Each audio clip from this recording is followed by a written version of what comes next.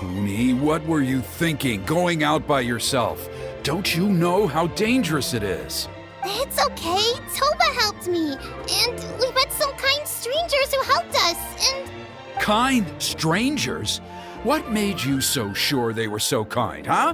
Oh, I suppose they had kind stranger written on their foreheads? yeah, actually, they did. In big, bold letters. Don't talk back to me. The Mountain King problem still hasn't been solved. What would I do if I lost you too? No dinner for you tonight. They were good people, Dad. Dinner or no dinner. Hello again, Huni. It's Miss Paimon and Mr. Traveler. Dad, it's them. They're the ones who helped me. And I promised we'd take care of them if they came to visit. Oh, so you're the kind strangers. Well, I'm Trinidad. Apparently, you helped my daughter today, so if there's anything you need, just ask. As an elder of the Scions of the Canopy, I've got some influence around here. Now, I trust that you're sensible people who know better than to take advantage of their host's generosity. Yep, just helping a neighbor. We're not looking for anything in return. Oh? Well, let's hope so. Dad, please! They're not bad people. They've eaten at the same table with Kinich before. Be nice to them. Kinich? Wait! I heard that two mysterious travelers from afar showed up at the Stadium of the Sacred Flame. Are they you?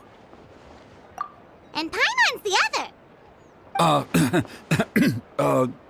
I do apologize. A lot's been going on in our tribe lately, and I suppose the pressure must be getting to me. I can't believe I was so rude to you. I feel ashamed. We got off on the wrong foot. Can we, start over?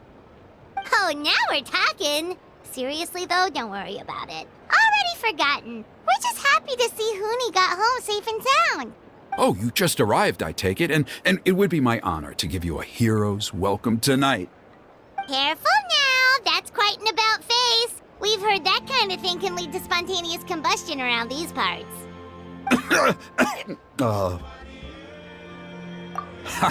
My dear traveler, you are very perceptive indeed. Go inside now, Huni. Dad's got some important business to discuss. Okay. Look after Mr. Traveler and Miss Paimon. They're very special guests. Well, we'll hear you out, but we can't make any promises that we'll be able to help. Well, this is a matter of utmost importance. Please, allow me to explain. For many years, our tribe has celebrated the Turnfire Night. It is a traditional ceremony among the Scions of the Canopy in which we remember our ancestor, Burkina, and his companion, Kangamato, the Mountain King. Burkina was a hero who bore the ancient name Malipo, and Kangamato was a powerful Yupanqui warrior.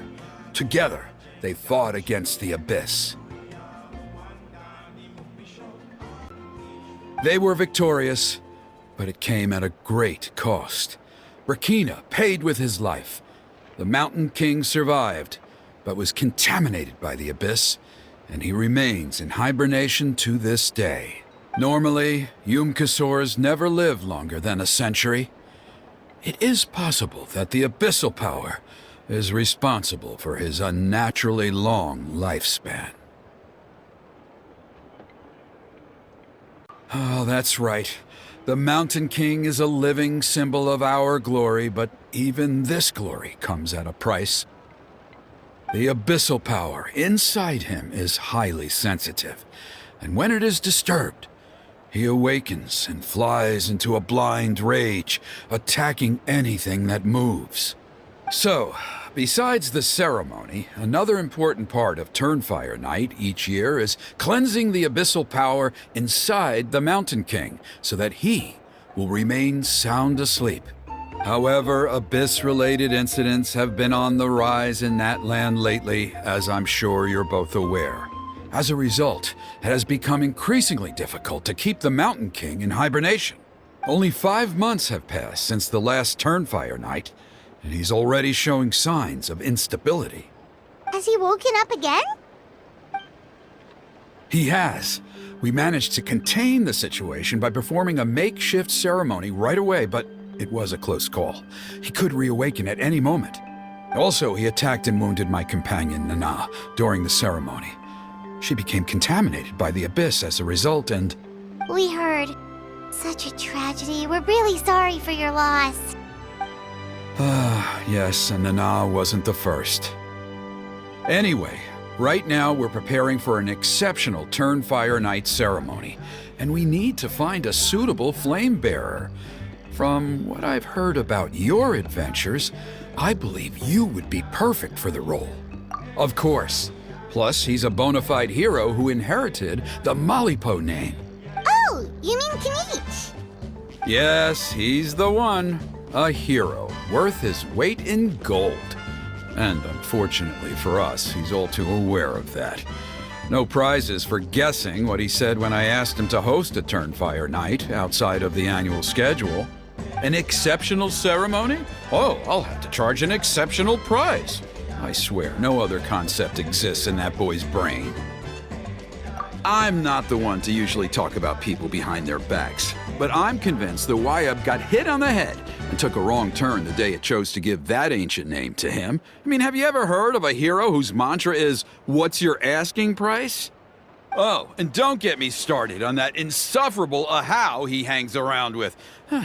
Thinks he's God's gift to mankind. Pompous fool. Yeah, Paimon has to agree on that last part. Anyway, the fact is, the ceremony can just as easily be done without him as long as we can find someone else. And besides, you two seem like much better candidates. So, what do you think? Well, there's only a few days left before the ceremony. We can't afford to waste what little time we have on negotiating with him. No, I much prefer if you would consider taking his place. Wonderful! I can't thank you enough. Huni was right about you. You have kindness in your hearts. Come with me to the other side of the mountain. I'll bring you up to speed on each step of the ceremony. As experienced warriors, I'm sure you'll pick it up in no time.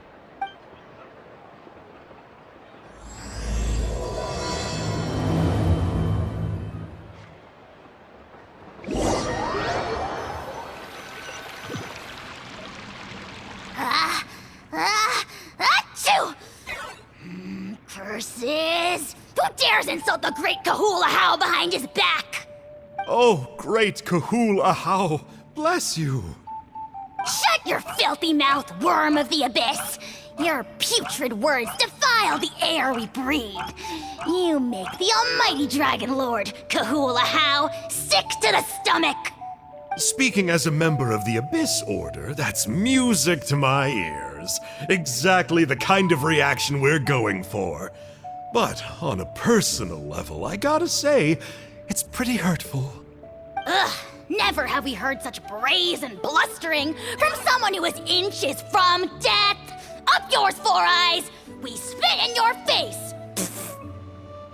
Okay, well, that I am at a loss to explain. How do I manage to stay so chirpy and cheerful? I can only guess it's some kind of powerful magic. But I digress. Mr. Kinich, I admit it, you, sir, are a legendary hunter. Still, the only reason you caught me is that I was reluctant to run away. You see, I'm very interested in the lore of your tribe. Kay? Is that it? Kay? Aren't you intrigued to know what it is about you guys that prompted a visit from the Abyss? It's the extreme sports! The other day, I narrowly avoided getting hit by a very brave soul who just leaped off a cliff. I think you call it bungee jumping? Anyway, I was very impressed. That is what I call embracing the spirit of adventure. Look, I even did a painting inspired by the bravery and freedom of the Scions of the Canopy. You scum-sucking swine! I swear, if you go bungee jumping, it'll be without a rope! Head first off the tallest cliff, with a band of hunters on your tail, and nowhere left to run, and a bottomless cesspit waiting for you on the ground. You say that, but I get the sense that Mr. Kinich isn't planning to take my life right now. On top of that, I'm tired of spying on you from afar. So why don't we just negotiate a comfortable operating distance that works for both of us? I've heard that the most important thing in human relationships is to respect each other's boundaries. What do you say, Mr. Kinich? Or you could tell me what it is you're really after. What? And then I'll name my price. The Abyss contamination is back. No surprises there. No doubt that explains the Mountain King's recent activity. See those torches over there? Those are the Sacred Flame offshoots that we requested from the Stadium of the Sacred Flame. They contain the power of the Pyro Archon. Are you saying that the Sacred Flame and the Turnfire are the same thing? Well, for ceremonial purposes, at least. Sending someone to the Night Kingdom to retrieve the legendary Turnfire isn't exactly an option. More to the point, though, the Sacred Flame is able to burn away abyssal filth, so that's why we use it in the ceremony. Gotcha! So basically, we just need to clean up the filth with the Sacred Flame. Well, that's one part of it, yes, but the complete ceremony is a bit more complicated than that. First, the flame bearer must collect a kindling of the sacred flame from the starting point, then use a grappling hook to fly up into the sky and light each of the sacred flame pillars. Then, they must go down into the canyon, all the way into the cave where the Mountain King slumbers, lighting braziers and the final altar along the way. The most skilled flame bearers can accomplish all of this without touching the ground once. As much as I hate to admit it, Kinich is capable of this. Wow! He can do all that flying without ever falling to the ground? Well, of course Paimon can. It'd be much harder for you guys. Well, don't worry. It's not a requirement of the ceremony. You're allowed to touch the ground. The only thing you're not allowed to do is turn back. The flame bearer must always keep moving forward. You can't skip a pillar, then come back to it after lighting the next one. To do so would be to disrespect our ancestors. So, what actually happens if you do turn back? Surely the fires don't just go out. If you're not careful, you might get burned. What about today then? Does the same rule apply? Oh no, don't worry. Today is just a practice. The order doesn't matter. You just need to take the sacred flame, cleanse the filth, then go light all the braziers. Are you ready? I'll repeat all the key points again. Gather the kindling, cleanse the filth, and light all the braziers. I'll wait for you at the end. I knew I was right about you. You have outperformed all of the other previous candidates. If there was an ancient name for outstanding flame bearers, I'm sure the Wyab would consider you for the honor. Yeah, although it would probably take Paimon quite a bit longer. All right, now there's still a few days left until the ceremony, and I should probably get back so I can inform the chief and the other elders that I have found the flame bearer we need. Oh, you mean they've still got to sign off on it? Some of them are still hoping we can come to an agreement with Kinich, but that's only because they haven't seen you in action. Still, I'm the one responsible for securing a flame bearer, and my recommendation is you. Just for Paimon's own peace of mind, are you sure it's not going to be a problem having Outlanders take on such an important role in your ceremony? See that place over there?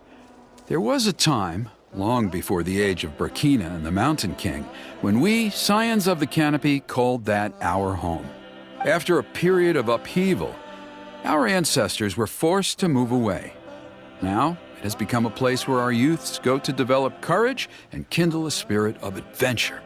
If we fail to keep the threat posed by the Mountain King at bay, it might not be long before we have to move again and find a new home. So, to answer your question, I think everyone will agree that you are the right choice. Fair enough. Desperate times call for desperate measures. I'll need you to drop by my place at some point before the ceremony, if that's all right. There are still a few final details that we need to discuss. Okay, see you later then. You have my gratitude.